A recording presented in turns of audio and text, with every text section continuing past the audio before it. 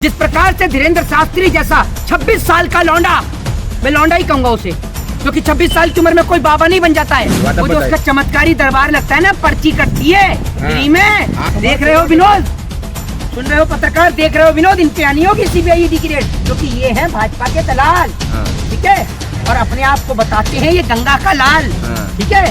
BJP की खाते हैं दलाली और होठों पे लगाते हैं लाली, समझ रहे हो। जनता का उतार रखा है इन्होंने कच्चा, उसके बाद मोदी जी कहते हैं देश में सब कुछ है अच्छा। मैं तो संविधान वाले राष्ट्र को समर्पित करता हूँ अपना जीवन। मैं हिंदू राष्ट्र किसी को तवज्जो नहीं देता। आप हिंदू राष्ट्र की मांग कर रहे हैं, कोई खालिस्तान की मांग कर देगा, फिर कोई मुस्लिम राष्ट्र बोल देगा, कोई ईसाई राष्ट्र बोल देगा। भारत को बांटना चाहते हो। हिंदुओं के लिए ये कह रहा है कि हिंदुओं के बच्चों को हथियार रखने चाहिए, कोई हिंदुओं के लिए ये कह रहा है कि छुरियों में धार लगानी चाहिए, लेकिन कोई ये नहीं कह रहा कि हिंदुओं के बच्चों को हाथ में कलम पकड़नी चाहिए। कि मैं आपको बता दूं कि भारतीय जनता पार्टी की मंशा स्पष्ट है। भारतीय जनता पार्टी की मंशा स्पष्ट है कि देश की जनता को रोजगार नहीं देना, उन्हें शिक्षा नहीं देना, उन्हें बेहतर रोटी नहीं देनी, उन्हें सर ढकने के लिए मकान नहीं देना, उन्हें कोई छत नहीं देनी, और उनके बच्चों को ना रोजगार देना है और ना शिक्षा देना है।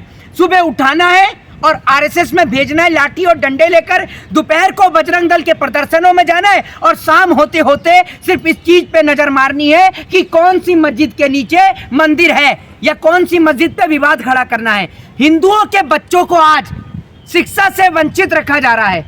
जिस प्रकार से देश के अंदर बाबा साहब भीमराव अंबेडकर संविधान के निर्माता देश को संविधान देकर गए, ये लोग आज संविधान के विपरीत सारे कार्य कर रहे हैं। जिस प्रकार से धीरेन्द्र शास्त्री जैसा 26 साल का लौंडा, मैं लौंडा ही कहूंगा उसे, क्योंकि 26 साल की उम्र में कोई बाबा नहीं बन जाता है। अब हर कोई उन्हें चैलेंज कर रहा है, कोई 1 करोड़ रुपए का चैलेंज कर रहा है, कोई उनको 20 लाख 10 लाख का चैलेंज कर रहा है, क्योंकि हर जगह अब धीरेन्द्र शास्त्री की पोल खुल रही है। पूरे देश के अंदर जिस तरीके से आपको दिखता है कि धीरेन्द्र शास्त्री अपना वो चमत्कारी जो है वो लगाता है, क्या कहते हैं उसको, मंडप बोलते हैं, वो चमत्कारी दरबार, चमत्कारी जो दरबार लगाता है, वो पूरा देश देख रहा है। उसकी पोल अब धीरे धीरे खुलती जा रही है। ये मांग कर रहा है हिंदू राष्ट्र की, और आए दिन ऊट पटांग बयान देने में ये मशगूल है।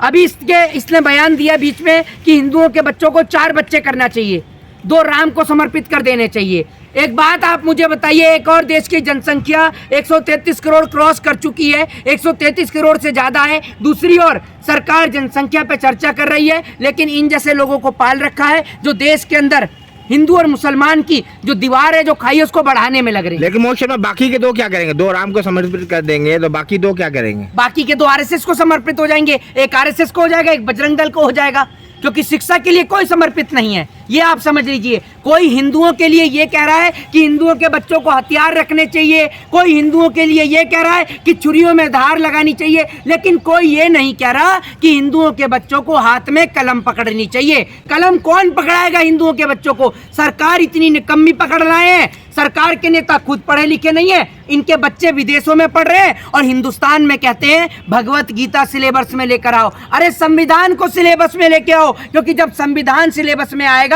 तब आपको पता चलेगी कि आपके क्या क्या अधिकार हैं, क्या क्या हक हैं। मौलाना तौकीर रजा भी मुस्लिम राष्ट्र की मांग कर रहे हैं। उन्होंने ये कहा, उनके आप बयान को सुनिए, उन्होंने ये कहा कि एक पक्ष जिस तरीके से लगातार हिंदू राष्ट्र की मांग को उठा रहा है, तो दूसरा पक्ष भी इस आवाज को मुस्लिम राष्ट्र की मांग करेगा, तो उनके ऊपर FIR हो गई।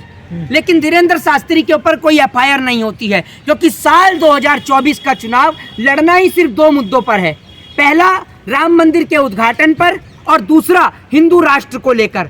साल 2024 का चुनाव करीब है। मोदी सरकार सिर्फ हिंदू और मुसलमान के नाम पर ही चुनाव लड़ेगी और किसी नाम पर चुनाव लड़ने को तैयार तो नहीं उसी है। नाम पे वोट मिलते हैं उनको। सुन लीजिए, विपक्ष को पूरी तरीके से घेरने की तैयारी है। विपक्ष के नेताओं को घेरने की नहीं, विपक्ष को जेल में ठूसने की तैयारी है। विपक्ष है? विपक्ष है? विपक्ष नहीं है, बिल्कुल नहीं है विपक्ष, क्योंकि विपक्ष को जेल के अंदर बंद करा जा रहा है। कभी CBI, कभी ED, कभी इनकम टैक्स, कभी IT, कभी ED, तमाम विपक्ष के नेताओं को तो जेल के अंदर बंद किया जा रहा है। तो एक बात आप मुझे बताइए, विपक्ष बचा ही कहाँ है देश के अंदर? सबको तो जेल में बंद करने में लग रही है भाजपा। दूसरी बात ये कि ये लोग बोलते हैं इस देश के अंदर कि भैया हिंदू राष्ट्र, कि हम हिंदू राष्ट्र बनाएंगे। क्यों नहीं बनाएंगे? हाँ, हिंदू है तो हिंदू राष्ट्र बनाएंगे। एक बात आप मुझे बताइए, कौन है हिंदू?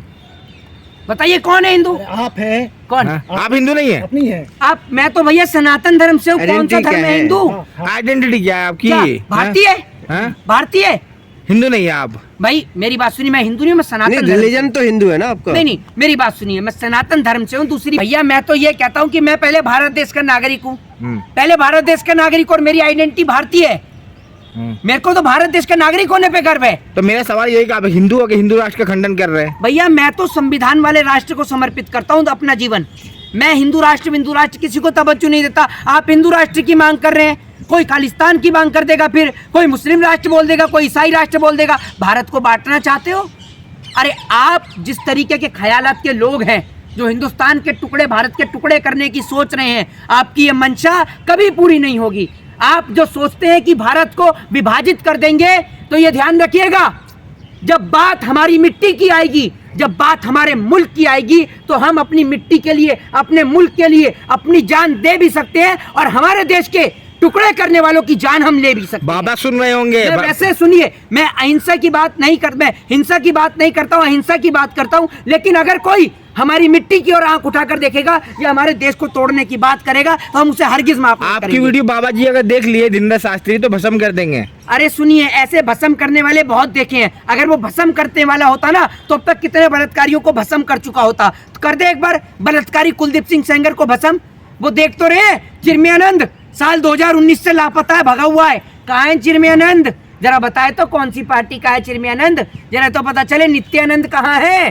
कहाँ है राम रहीम? कहाँ है आसाराम? ये हर साल कोई ना कोई चुनाव के टाइम पे नए नए बाबा आते हैं। पहले वो आया बाबा रामदेव, उसने कहा योग गुरु। अरे कोई सा गुरु नहीं है, ठीक है ना। वो एक नंबर का मानसिक थोड़ा सा दिमाग से खराब आदमी है। कभी डॉक्टरों के लिए बयान देता है, कभी किसी के लिए। उस बाबा को पहले बीजेपी लेकर आई। वो बाबा टीवी के अंदर डिबेट में उससे एक सवाल कर लेता है एक व्यक्ति कि बाबा जी आप तो 35 रुपये पेट्रोल दिला रहे थे। उस व्यक्ति को सामने बोलता है, नहीं दिला रहा, बता, तू मेरी पूंछ फाड़ेगा, बताओ।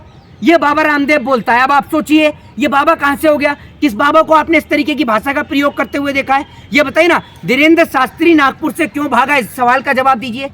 क्यों नहीं देते आप? भाई कहाँ थे वो? नहीं, धीरेन्द्र शास्त्री नागपुर से क्यों चला गया था? नागपुर में जब उसका प्रोग्राम था, तो नागपुर में तो वो तो कह रहे पहले क्यों नहीं आए जो ऐसे लोग थे? अरे भैया पहले मेरी बात तो सुन लीजिए। वो पहले जल्दी खत्म करके क्यों चला गया? वो तो वहाँ पहुंचे नहीं, उनका और कहीं जाना था। बात यह है कि धीरेन्द्र शास्त्री पे अगर चमत्कार और कला है, तो जो 1-1 करोड़ रुपए लोग देने को तैयार हैं, वो 1 करोड़ रुपया ले लेना आकर, जो इनाम के रख रहे हैं। अरे वो पैसे के लिए नहीं भाई, समाज की सेवा के लिए, देश की सेवा के लिए। समाज की सेवा में तो उसके यहाँ पर फ्री में एंट्री हो जाती है धीरेन्द्र शास्त्री के दरबार में?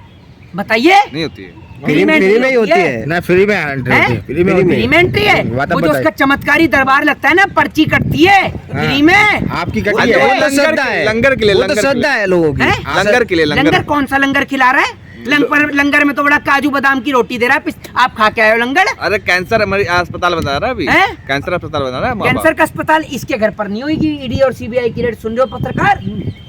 सुन रहे हो? सुन रहे हो पत्रकार? देख रहे हो विनोद? सुन रहे हो पत्रकार? देख रहे हो विनोद? इनके आनी होगी सीबीआई ईडी की रेड, जो कि ये हैं भाजपा के दलाल, ठीक है, और अपने आप को बताते हैं ये गंगा का लाल, ठीक है। बीजेपी की खाते हैं दलाली और होठों पे लगाते हैं लाली, समझ रहे हो? जनता का उतार रखा है इन्होंने कच्चा। उसके बाद मोदी जी कहते हैं देश में सब कुछ है अच्छा। अब आप बताइए कैसे अच्छा है भैया? कैसे अच्छा है? ऐसा ना आपका पर्ची निकल जाए। अरे मेरी पर्ची सुनिए, मेरी पर्ची निकालने वाला परमात्मा है, ठीक है।